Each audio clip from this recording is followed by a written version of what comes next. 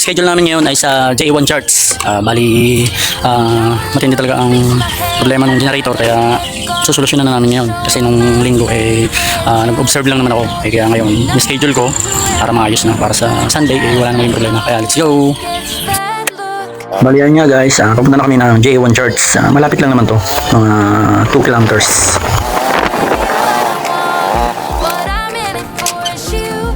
Apat na beses nangyari.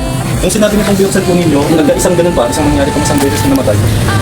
Bali ngayon, troubleshooting mapunta sa tayo sa Kaya, punta na ako. Supply ko siguro kung iyalong ba malalaman kasi tayo. maaaring magkakahangin o may barado yung Kaya, ano nga daw yan yung distribution ng diesel, diba sabi niya? may maaari din kasi hindi pa naman tayo sa injection pump kasi may pressure pump kung marinig. Hindi siya din, ito pa rin namamatay. Kasi hindi dapat, shutdown talaga yun. Kaya pasara, handa ko lang. Sige po, sige po. Ano po pupunta natin dito ready para Bali, ang problema kasi nito nung nakarang Sunday, in-observe ko lang, nagkakaroon siya ng, hindi naman siya nag-shutdown, pumapalya lang, tapos tumutuloy ulit siya. Yung problema, nagkakaroon ng problema sa mga computer sa loob, nagsha-shutdown, kaya kailangan masolusyonan to para wala maging problema pagka may Sunday service. Kaya, let's go. Bali, ayan nga guys, basic lang naman muna ang gagawin natin dito. Basic troubleshooting. Bali, unang-una magdadrain muna tayo ng tangke. Basic muna tayo. Simula dito sa tangke, punta na roon. Para makita natin kung saan problema. So,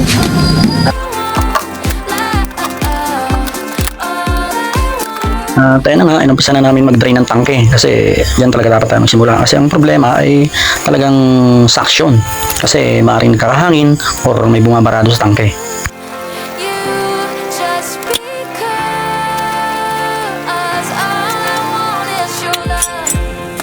At ayan nga, nagkalas na rin ako ng mga fuel filter at para malaman ko rin kung may tubig ang kanyang supply at matingnan na rin kung may mga nakakahigop na mga dumi.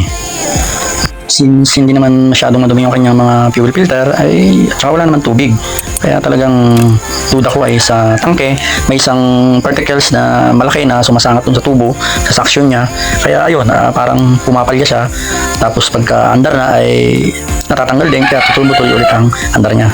Kaya naman lahat ng anggulo ng may kinalaman sa suction ng fuel ay kailangan nating tingnan. Ayun nga, pwede din sa filter.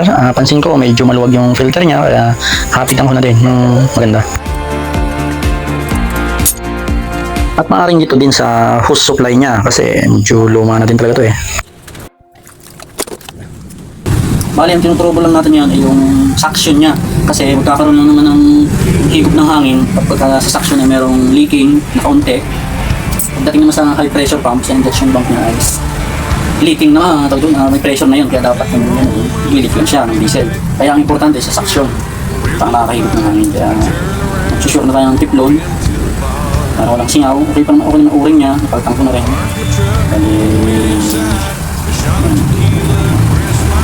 Put the jukebox on, play some steel guitar.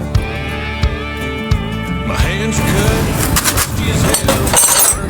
Lahat ng anggulo na pwedeng makaapekto sa kanyang suction ay atin ang dadaanan. Ito na pinakadulo ng suction, dito pressure na yan. Kaya nagmula tayo sa tangke, nag-drain tayo, ang hindi na lang natin matingnan ay yung tubo na nakasuksok doon sa tangke. Kung may strainer ba yun or wala, ay dito na lang muna tayo, bypass natin yung tubo na yun kasi naka-fix na siya, naka-welding. Kaya dito na lang tayo sa basic. Kung sakali, saka na lang tayo magtutrouble ulit pag nagka-problema ulit. Mag-iba na lang tayo ng linya ng tubo papuntang tangke.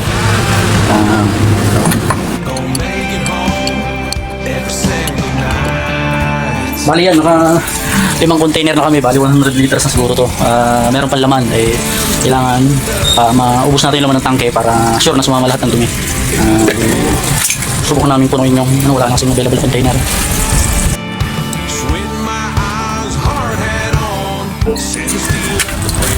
Yan, bali kukunti na lang naman siguro to. Kaya inutay na namin isalin sa mga container na hindi pa masyadong puno.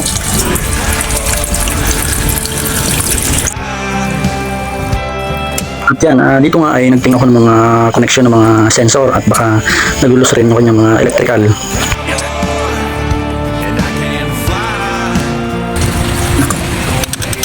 ito ay nakalos na. Maluwag. Maluwag yung isang sensor ng intake. Radiator pala, temperature sensor. Teka, maluwag. Nakita natin.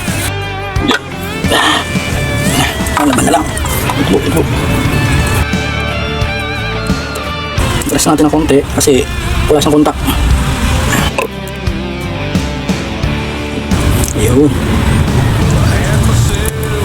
Ayun. Kanina maluwag to eh. Hindi natin alam, baka mamaya isa rin dahilan to kasi sensor to eh. Water temperature sensor. Check natin ang air filter. Baka natin ba nila? Regular. Ayun guys, pagka mga ganitong senaryo, pag nagtutrowel kayo ng mga engine, lagi nyo na rin sasama yung mga ganyang air filter. Check nyo na din kasi maaaring mag-cause din yan sa engine natin.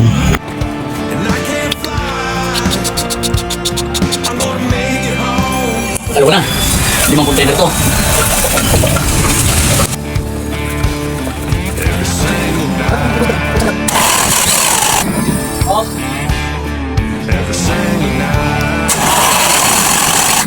Tayo na. Saba, okay. Start. Okay. Up.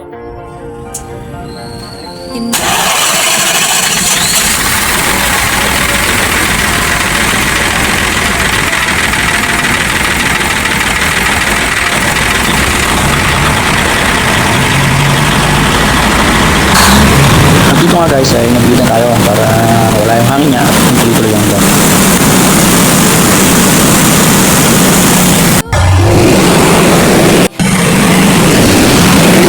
So bali ngayon guys ay okay na siya pero under observation pa siya. Malalaman natin sa linggo kapag nasa operation na siya and whole day. Kaya let's go, uwi na. Bali pre-service nga pala kami yung araw na to kasi J1 family din naman kami. Kaya sana maging okay na para wala na maging problema sa Sunday worship.